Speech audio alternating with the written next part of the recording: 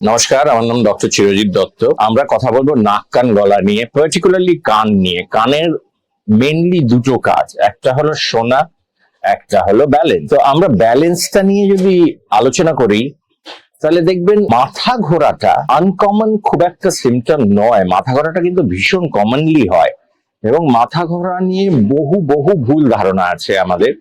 তার মধ্যে প্রথমত ভুল ধারণা যেটা হলো সেটা হলো যে স্পন্ডাইলোসিসের জন্য বনবন করে মাথা ঘোরে না, ওটা কমপ্লিটলি একটা ফিকশন।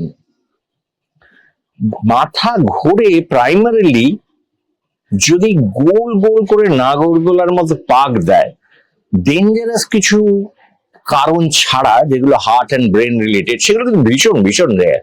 ম্যাক্সিমাম সময় এটা কিন্তু কানের জন্য হয়, ইনার ইয়ার, যার ডিসফাংশনের জন্য এই মাথা ঘোরার সেন্সেশনটা হয়। ইমব্যালেন্সও হতে পারে। আমরা সবকিছুকেই মাথা ঘোরা বলি। লাইট হেডেডনেস মাথা ঘোরা, ব্ল্যাক আউট মাথা ঘোরা, ইভেন মাথা ধরে আছে মাথা ঘোরা, গ্যাস অম্বল হচ্ছে মাথা ঘোরা।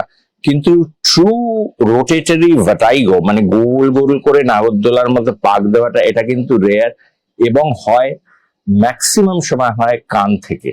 তাই জন্য এরকম যদি হয়, দেরি না করে যত তাড়াতাড়ি পারা যায় একজন ইএনটি নাক কান গলা বিশেষজ্ঞ দেখাবেন।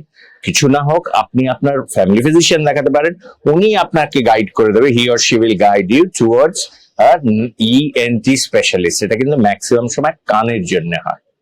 এটা একটু মাথায় রাখবেন। ধন্যবাদ।